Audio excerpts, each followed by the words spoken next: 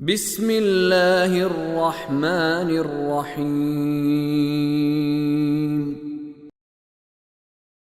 فأنجيناه وأهله إلا امرأته كانت من الغابرين وأمطرنا عليهم مطرا فانظر كيف كان عاقبة المجرمين وإلى مدين أخاهم شعيبا قال يا قوم اعبدوا الله ما لكم من إله غيره قد جاءتكم بينة من ربكم فأوفوا الكيل والميزان ولا تبخسوا الناس أشياءهم ولا تفسدوا في الأرض بعد إصلاحها ذلكم خير لكم إن كنتم مؤمنين فأنجيناه وأهله إلا امرأته چنانچہ ہم نے لوط اور ان کے گھر والوں کو نجات دے دی الا امرأته سوائے اس کی بیوی کی۔ حضرت لوط نے وہیں شادی کی تھی اسی قوم کی عورت سے، کانت من الغابرین، وہ پیچھے رہ جانے والوں میں سے تھی۔ اور یہ قرآن نے حضرت لوط کی بیوی اور وہ حضرت نوح کی بیوی ان کے نام لے کے کہا ہے کہ اللہ جو کافر ہیں ان کے لیے مثال دے رہا ہے کہ نبی ہمارے دو صالح بندوں کی بیویاں تھیں لیکن ذرہ برابر بھی ان کے کام نہیں آئے، اور ان سے کہا گیا کہ آگ میں داخل ہونے والوں کے ساتھ تم دونوں بھی آگ میں جاؤ، جہنم میں جاؤ۔ یہ قرآن مجید کی صراحت ہے۔ وَأَمْطَرْنَا عَلَيْهِمْ مَطَرًا، اور ہم نے ان پر ایک بارش برسائی۔ اب یہ ایک کلام کی بات کی ہیبت کو بڑھانے کے لیے ہوتا ہے، یہ نہیں بتایا بارش کس چیز کی تھی، اور جگہ بتایا ہوا ہے، ٹھیک ہے، اس سے ذرا وزن بات کا اور ہیبت ناک ہو جاتا ہے کہ ہم نے ان پر ایک بارش برسائی۔ عام طور پر بندہ بارش سمجھتا بارش تو بڑی اچھی ہے، لیکن ان پہ بارش کون سی تھی؟ پتھروں کی بارش برسی۔ وَأَمْطَرْنَا عَلَيْهِمْ مَطَرًا، اور ہم نے اس قوم پر ایک بارش برسائی۔ فَانظُرْ، تو پھر دیکھ، كَيْفَ كَانَ عَاقِبَةُ الْمُجْرِمِينَ، مجرموں کا انجام کیا ہوا۔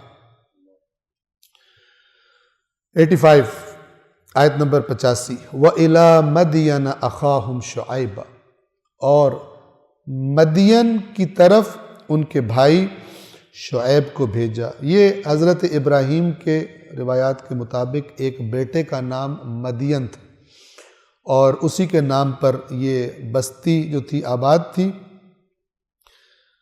یہ اس کا جو محل وقوع ہے فلسطین جو ہے اس کے جنوب میں، اور حجاز کے شمال مغرب میں یہ مدین کا علاقہ واقع ہے۔ یہ تھوڑا سا میں عرض کر دوں کہ یہ علاقہ تجارتی اعتبار سے بڑی اہمیت کا حامل تھا، کیونکہ یمن سے مکہ اور ینبوع سے ہوتا ہوا شام کا راستہ، دوسری طرف عراق سے مصر کا راستہ بھی اس علاقے سے گزرتا تھا، یعنی ایک سینٹرل جگہ تھی کہ جہاں سے ساری تجارت ادھر اس ریجن کی اس ریجن کے ساتھ یہاں سے لوگ گزرا کرتے تھے، سینٹرل جگہ تھی کہ، اور جیسے قرآن بھی بتاتا ہے کہ، اور تاریخ بھی بتاتی ہے کہ یہ پھر ظاہر بات ہے تجارتی قافلوں کے راستے میں ہوتے تھے تو ناپ تول والے مسائل کافی ان کو پالا پڑتا تھا، یہ اس میں بے ایمان ہو گئے، ناپ تول میں کمیاں کرنے لگے جیسے آج بھی کرتے ہیں، ٹھیک ہے۔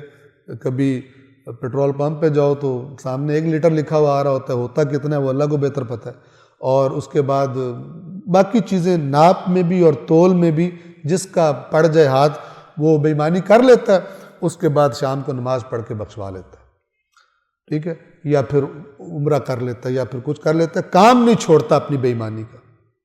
یہ دین کے چہرے کو مسخ کر کے نوچ کے بدنما بنا دیے جو لوگ یہ کام کرتے ہیں، اور خدا ان کا ہدایت کرے، ان کو قابل ہدایت نہیں ہے، قابل ہدایت اگر نہیں ہے تو ان کے شر سے اس قوم کو بچائے جو اس کے خلاف ڈٹ کے کھڑے نہیں ہوتے، بیان نہیں کرتے کہ یہ ناچنا ٹاپنا اور یہ ورد وظیفے کرنا اس قسم کی بے ایمانی کی کمپنسیشن نہیں ہوتی، لوگوں کے حقوق دینے پڑیں گے تب چھوٹو گے جا کر، اور یہ کرپشن کا راستہ کھول دیے، وہ بھی دین کے نام پر، دین کی پشت پناہی میں ہو رہا سارا۔ اور مدین کی طرف ان کے بھائی شعیب کو بھیجا، قال یا قوم اعبدوا اللہ ما لکم من الہ غیرہ، انہوں نے کہا اے میری قوم اللہ ہی کی عبادت کرو، اس کے سوا تمہارا کوئی معبود نہیں، قد جاءتکم بینۃ من ربکم، بے شک تمہاری پاس تمہارے رب کی طرف سے واضح دلیل آ چکی۔ فَأَوْفُوا الْكَيْلَ وَالْمِيزَانَ، ناپ، کیل عربی زبان کا جو لفظ ہے یہ ہے ناپنے کو، اور میزان تولنے کا جو سسٹم ہوتا ہے۔ کچھ چیزوں کو تول کے خرید و فروش ہوتی ہے، کچھ چیزوں کو ناپ کے خرید و فروش ہوتی ہے، ٹھیک ہے۔ مثلا 1 کلو دودھ اور 1 لیٹر دودھ، یہ جو لیٹر ہے یہ کیل ہے، ٹھیک ہے، یہ ناپنا ہے، اور جو کے جی ہوتا ہے جو تولا جاتا ہے وہ اگر اس طرح سیل کیا جائے فلان تو وہ ہو جائے گا۔ کپڑے کو ناپا جاتا ہے، ٹھیک ہے، اور بعض جگہ ایسی ہوتی ہے جہاں کپڑا تول کے بیچتے ہیں، مثلا وہ بلک میں ہوتا ہے تو وہ کہتے ہیں جی یہ اتنا وزن ہے اس کو یوں ہی لے لو۔ تو بہرحال ناپنے کو کیل کہتے ہیں عربی زبان میں، اور تولنے کو میزان۔ اوفو، وفا کرو، پورا پورا۔ وفا کیا ہوتا ہے؟ وفا کا مطلب کیا ہوتا ہے؟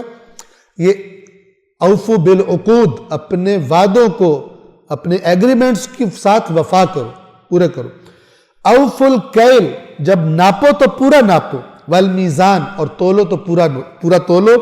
ولا تبخسوا الناس اشیاءہم، یہ وہ کام ہے جن سے اللہ کے عذاب آئے ہیں قوموں پر، اور ادھر یہ کام بھی ہو رہے ہیں اور ہر چیز کنفرم بھی ہوئی پڑی یاد ہے۔ اللہ العلی العظیم۔